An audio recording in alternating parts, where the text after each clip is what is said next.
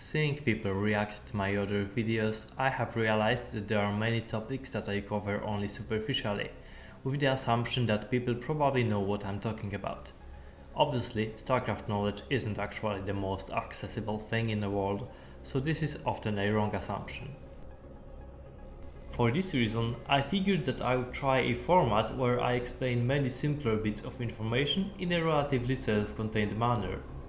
But because StarCraft was actually designed by aliens and many of its mechanics are bizarrely interwoven, even if it seems like a human would never make them related, I will have to skim over some things that are simultaneously big enough to have their own video, but that would also need to be mentioned to understand the topic at hand.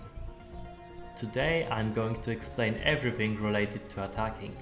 Types of damage, sizes, armor interactions and splash types, and some other properties of weapons. Units have two weapon slots, a ground weapon and an air weapon. Units that use the same weapon against ground and air, such as marines or dragoons, are often configured to only really use the ground weapon slot against everything. The slot data is used to decide what weapons display on the unit panel, but this doesn't necessarily determine what is actually used to attack with. Instead, the iScript animation tells the unit to use slot 1 or 2. Within a mod, I can make the unit use a different weapon than was displayed, or even have a combination of weapons used by either attack animation. In that case, the only thing that the weapon slot influences is the unit panel tooltip and the initial weapon range check. Even then, the range is only checked from weapon entries if we order the unit to attack via right-click. In between attacks, it can be ignored in favor of the real range of whatever we are firing with. There also exist other interactions where range can even be ignored completely. For example, range is not checked when an attacker that is relying on its auto attack spots a higher priority target during a wind-up animation that was started against a target that was already in range. Going into the weapon entry itself, we can see two fields, amount of damage and bonus damage.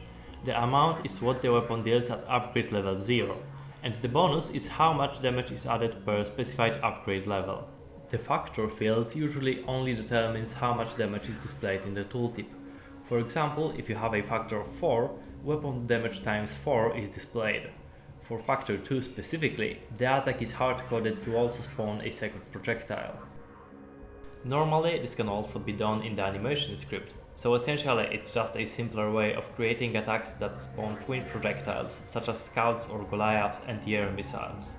The cooldown is the amount of frames between attacks that the unit will be forced to wait until it can attack again. If you have seen my RNG video, you will know that this cooldown is partially randomized and capped at a minimum of 5 frames. On top of randomization, there are 3 types of effects that can further modify cooldowns. The first category is cooldown buffs, such as stim packs or adrenal glands. They decrease the cooldown by 50% of its original value rounded down. There are some units that have this buff enabled by default, but all of them are campaign heroes, such as the devouring ones. The second type of effect is ensnare. It either increases attack cooldowns by 25%, rounded down, or disables cooldown buffs if there are any present. In unmodded StarCraft, it's actually worse than it sounds because of a bug that extends cooldowns in a way that Ensnare does not interact with. The last effect is Acid Spores. For each Acid Spore on a unit, up to a maximum of 9, the cooldown is increased by 1/8 of its original value. The total increase is rounded down to the closest integer.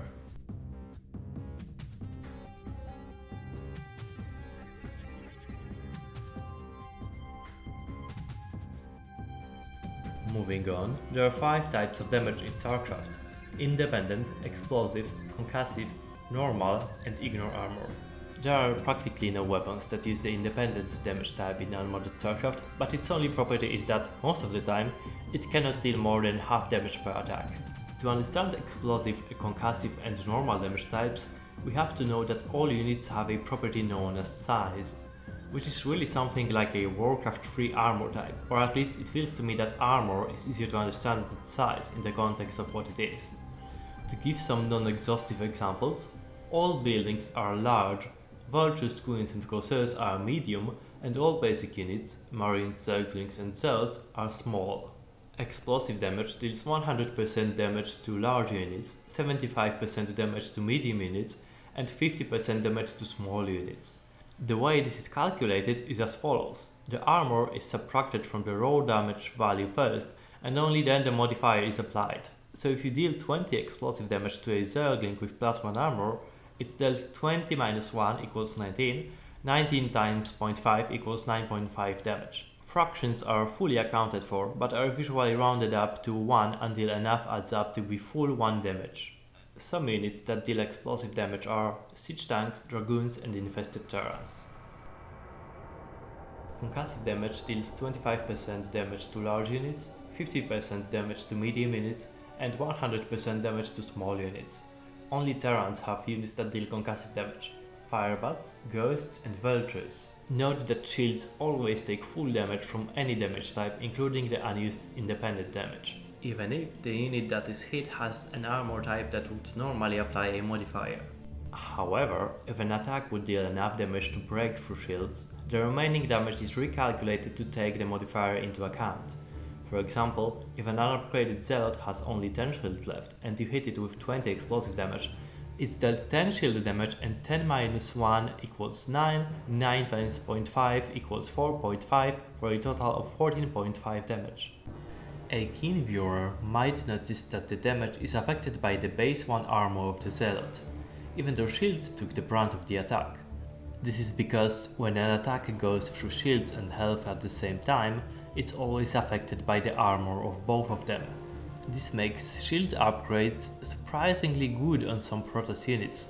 For instance, a fully upgraded carrier has 3 shield armor and 7 health armor, which makes it so every time it ticks up to 1 shield point while being attacked, it's protected by 10 armor total against the damage instance that would break the shields. Normal damage just deals 100% damage minus armor against all sizes.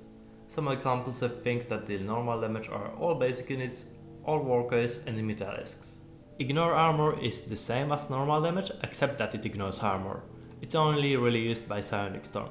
It's technically also used by some other spells, such as Optical Flare, but none of them actually deal damage in a way that would be expected from a weapon. The effect field is either something spell related or a normal hit for most weapons. It can also be used to give units Splash from among one of the 3 following types. Splash All, which is used by siege tanks, which deals damage to all units in range regardless of their allegiance. Splash Enemy, used by most things that deal splash damage, which damages enemies and allies but does not deal damage to units owned by the player that uses it. And finally there's Splash Air, which behaves kind of like Splash All, except it makes it so that the unit using it can only deal inner radius damage to at most 1 unit, and it cannot damage interceptors with medium or and outer damage at all. It's only used for Corsairs and Valkyries. The radiuses I mentioned are distances from the attacked point to target, which are used to modify the attack's damage. Units in the inner radius receive 100% damage, in medium 50% and in outer just 25%. I won't be getting into most of the graphical properties too much, but they are responsible mainly for visuals and projectile properties. Behavior is the most interesting. It determines what happens with the bullets spawned by the weapon. Most of them are relatively self-explanatory, but it's worth mentioning that the behavior determines whether a unit is affected by Dark Swarm or not. Even if a unit spawns a sprite with its attack, such as the Dark Templar, which actually spawn an invisible white circle when attacking, if they have the appear on attacker behavior, they will be able to attack through Dark Swarm. Bounce is another behavior that's fairly unique. It makes the attack bounce twice, and on each bounce the attack's current damage is divided by 3. Armor is applied on the already modified damage.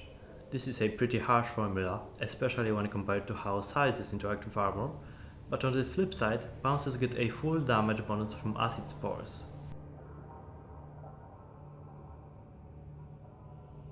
The only remaining stats are range and flags. I've covered range already in a separate video, but to go over it briefly here, range is expressed in pixels, measured from attacker edge to target edge, and calculated in a dodecagon that reaches slightly further than what you would expect if you drew a circle that's range pixels away from the edge around the unit.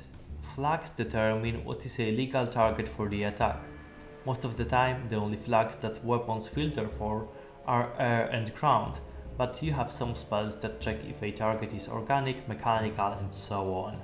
I honestly hoped that I would be able to wrap this up in some 5 minutes, but clearly I underestimated how much material there is to cover. As always, if you have any questions, let me know in the comments below and I will try my best to respond. I appreciate all the support you guys have been showing me, and I recognize that my accent is kind of hard to work with.